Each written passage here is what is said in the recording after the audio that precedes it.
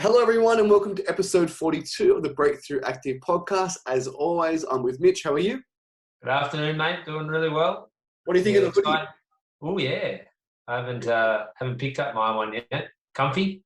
Yes, and they're available for purchase all over the world. It's getting pretty cold in the mornings. I've been rocking the long pants and two jumpers. I need to visit Rebel Sport this week because I just can't wear clothes consecutive winters. I just lose them. I don't know. I just don't know where they are. Don't know where they are. Can't find them. Throwing your pants away, mate. Yeah. All right, Mitch. What are we going to talk about today? As always, we try and keep this short and sweet, and more importantly, just easily digestible information that you have a few takeaways instantly. So what are we talking about?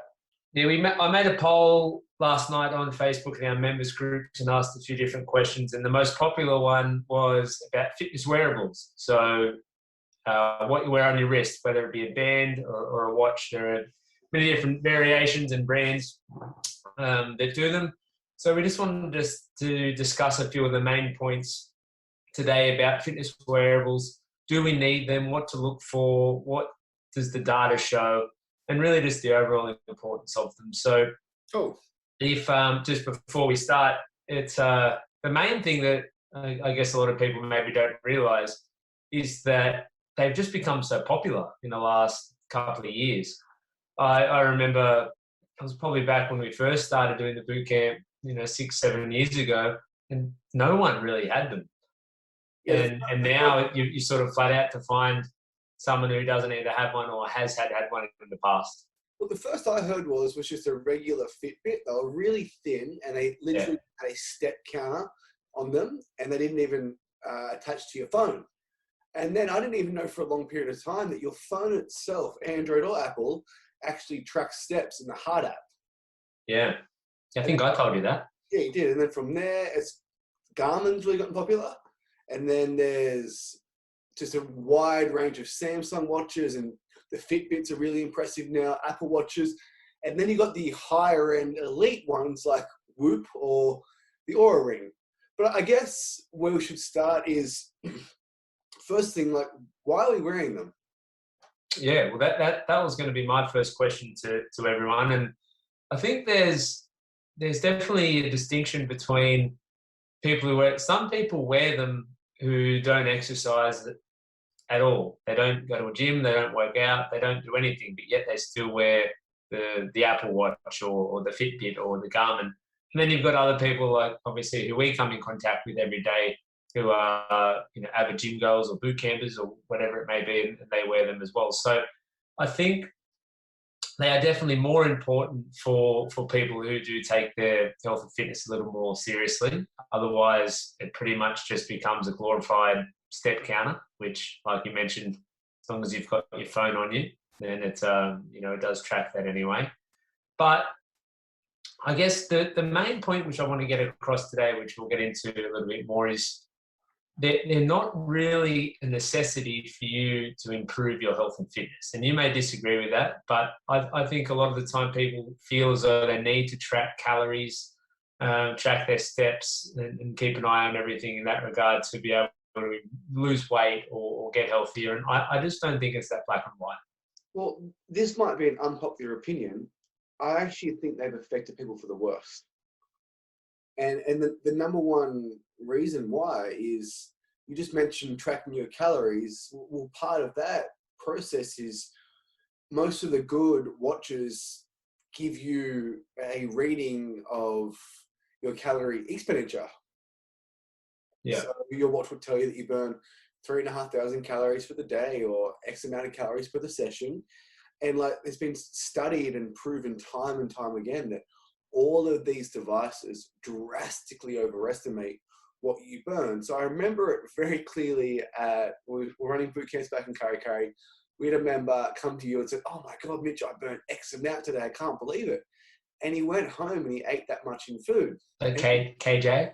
It was KJ. And like, it just wasn't the case. And I've seen that time and time again. And it's a catch-22 because people only exercise to burn those calories to eat more food. Yeah. That's a quick way to end up with an overuse injury. Yeah, well, I think they have been proven now that a lot of the, especially the earlier models, I mean, they have improved a lot, but they're just really inaccurate.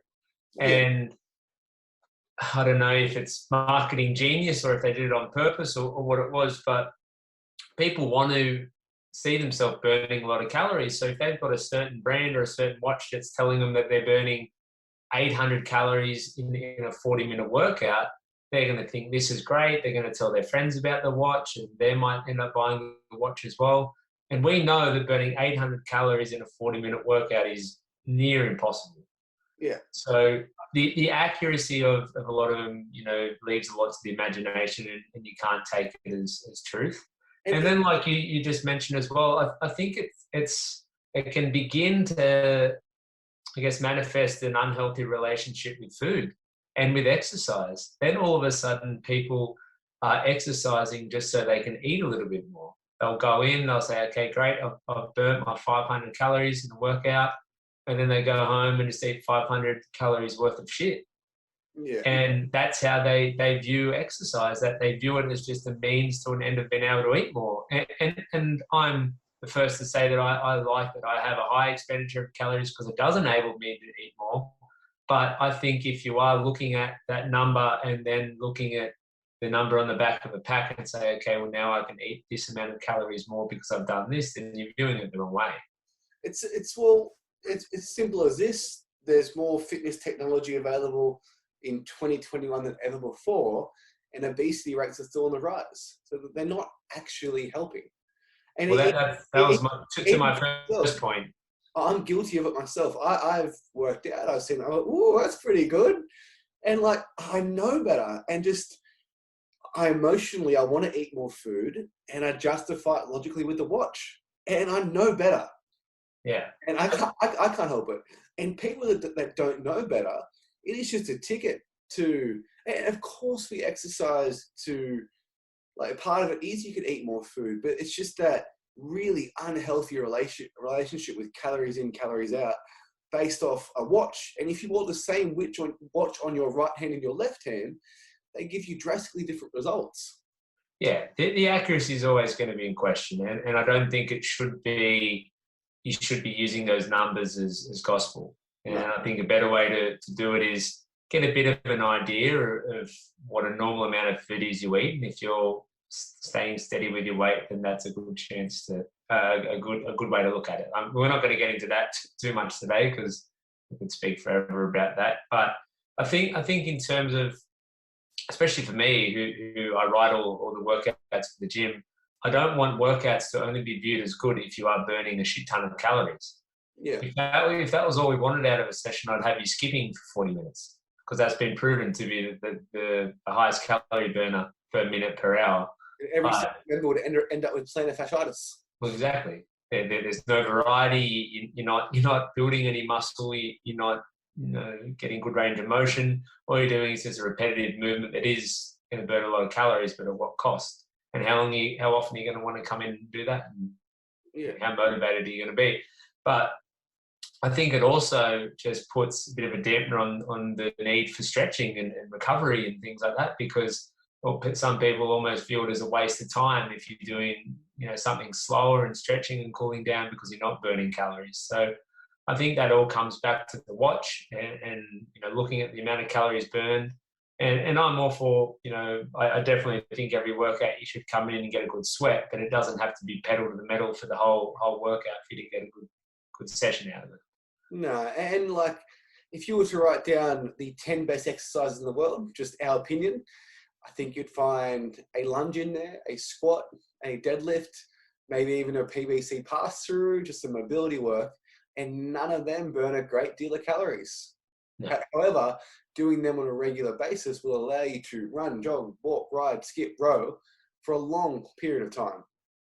Exactly. And everything we do, we're making sure that people are working out safely, and we want to build longevity amongst our members so they can work out regularly for a long period of time. It's no good coming in, flogging yourself every day for a couple of weeks or a couple of months and then not being able to do it anymore.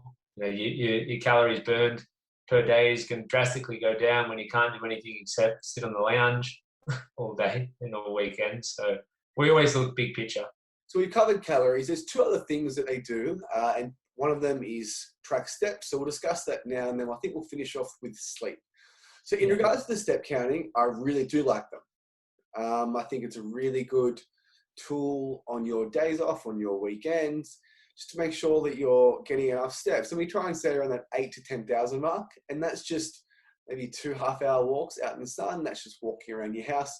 And for me, I use that just as a tool, like as a snapshot, like, have I gotten off the couch today?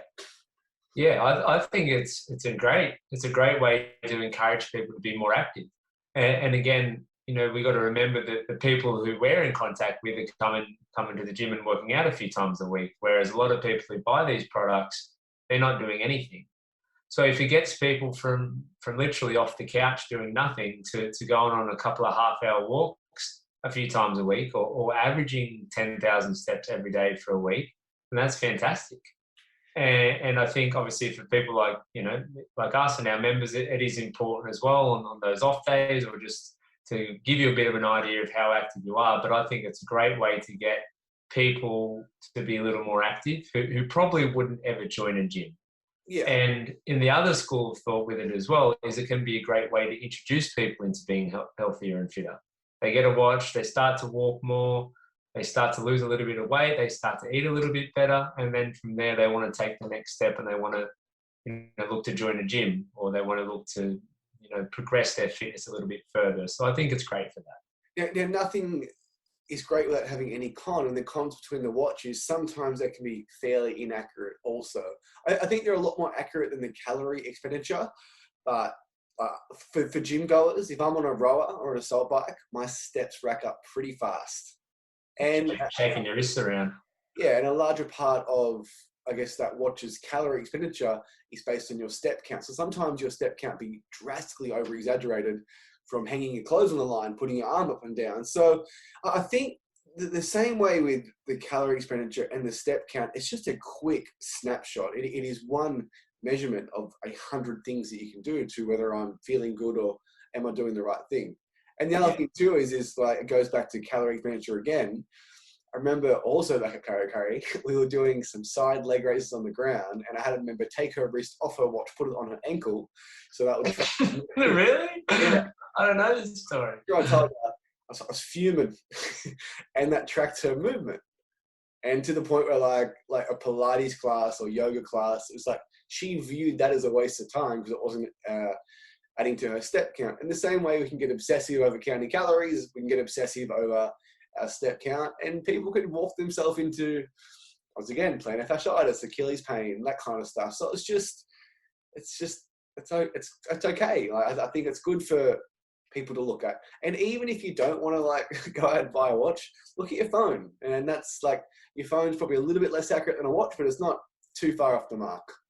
It's probably almost more accurate, to be honest, because it's not sitting on your wrist the whole day and is subject to this. It's sitting in your pocket. A good example, about 10 minutes on the roll for me was about 1,500 steps.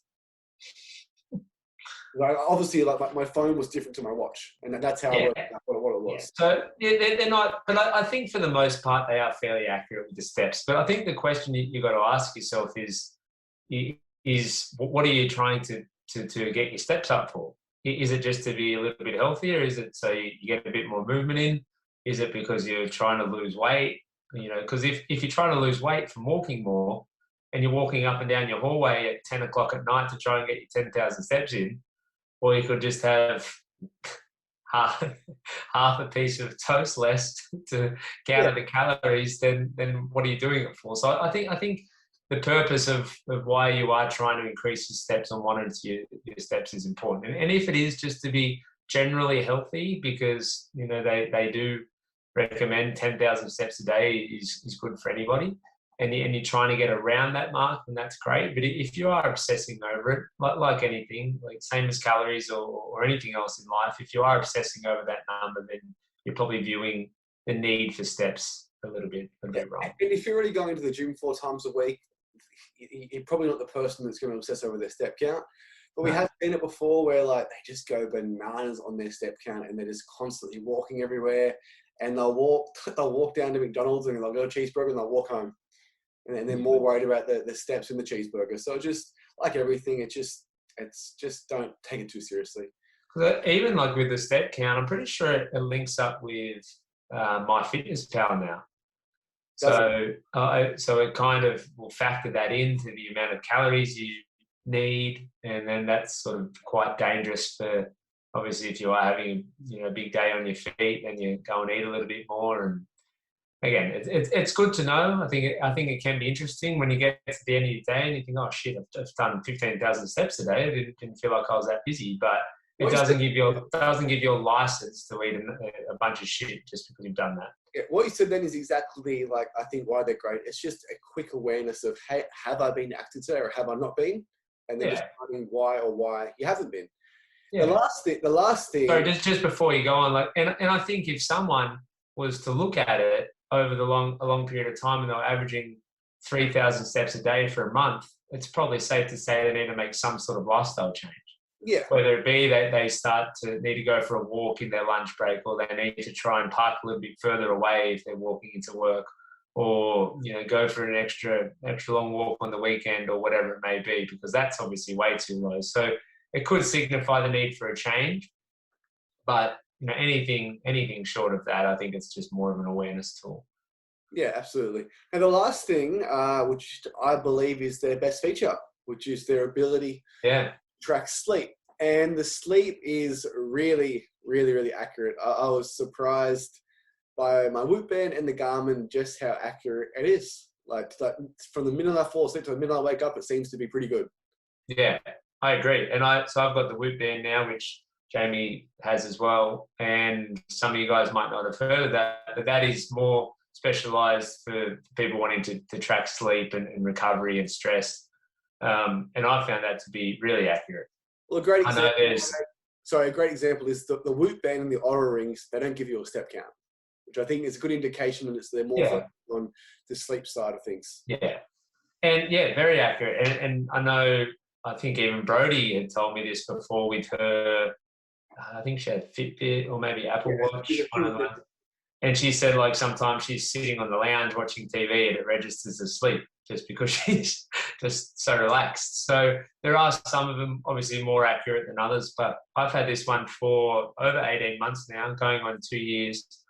And it's really made made me improve my sleep habits a lot. I know it's a bit of a running joke now that I'm in bed so early and whatever else, but that wasn't always the case. Definitely more so since I got this. Knowing that I have to get up 4:15, 4 or 5 mornings a week, I need to be in bed by 8:30. Otherwise, I'm just not going to get enough sleep. And for someone like myself who is quite active and likes to train, then I need to prioritize sleep. Otherwise, it's just not going to lend itself to the lifestyle I have. So just like the step counts, I think anything that you track, you do tend to improve. And I think sleep's a big part of that. If you're looking at your sleep and you think, shit, I'm only getting 5 hours sleep a night, there's a very, very good chance that you're going to go to bed earlier and prioritize it a little bit more, and then that'll improve.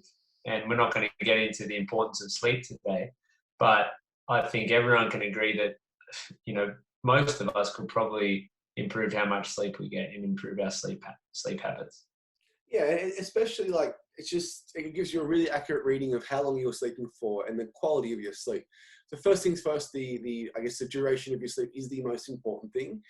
And then 50% of that sleep can come from like a deep and REM cycle. So there's 3 cycles, light, deep, and REM. If 50% of it's in those last 2, it's shown to have really great benefits on lots of things in regards to your recovery, your satiety from food, your mood, energy, all that kind of stuff. And it's something that you would never ever, like the difference between, I guess, steps and calories. You can have a rough idea of, hey, I walked for an hour today, or I ate this much food, but it's very hard to tell the quality of your sleep unless you wake up feeling amazing. And I can't say that happens that often when you get up at 4:15.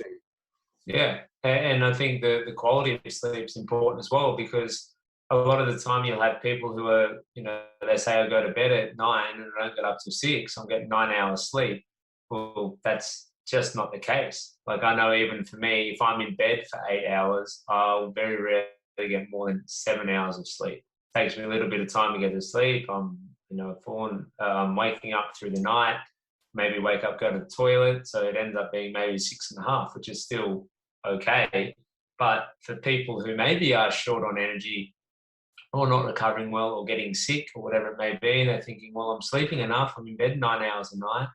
And then they get themselves a good watch and it shows that they're only getting 5 hours, then that's where the problem is. And then you're looking at ways to improve your sleep by, avoiding screen time before you go to bed and not eating too close to bedtime and limiting how much water intake you have before you go to bed so you don't have to get up through the night and go to the toilet. So it really can just start asking some extra questions in regards to your sleep, because research has shown that when you're sleeping well and you're getting good quality sleep, everything else improves. You mentioned like just the way you function, your appetite, your mood, your productivity at work, your relationships, and just how you are with people are all going to be better when you're well rested and you've had a good night's rest. It was a great quote. It was just like, if sleep was a performance-enhancing drug, it would be banned from every sport. Yeah, because I've heard that one. It is the be-all and end-all. It really is, and that's why I think those fitness wearables with the sleep component are really essential if you do struggle with your sleep or you wish to improve your sleep. But let's wrap it up, mate. What are your key takeaways? Yeah, well, I think like even I wrote a few notes before this, and one of them was that the best part about them is tracking sleep. Like I think the step count and the calories burned and heart rate and all those things are very interesting. Well, I find them interesting, a bit nerdy, but I like to know what my resting heart rate is and what my max heart rate was, in a session and everything associated with that. But I think the most important part of it is your sleep. So I think if people are using it to improve their sleep and they are using it to track their sleep and to try to make improvements with that, then I think it's great.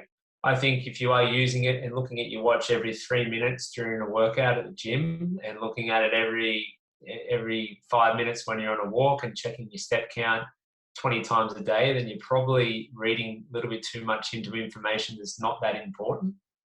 So again, I think it's good to be aware of what your heart rate is and how many calories you roughly burn in a workout and how many calories you roughly burn in a day, how many steps you'll normally do on a usual day for your work. But anything beyond that, I don't think is as important as people may think. But the sleep component of it is great.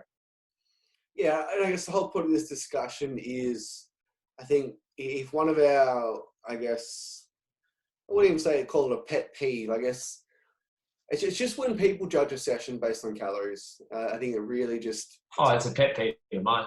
Yeah, okay. It's missing the point of actual training, because what you get from your training far exceeds your calorie expenditure.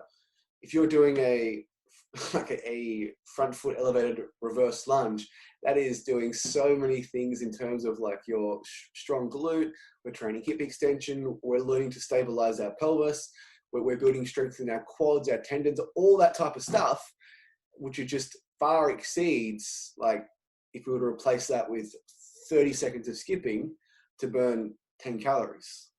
And if I wanted just to create a session every single time where you burn a huge amount of calories, I could do it. It's not that it's hard to do. That's probably the easiest way to train people.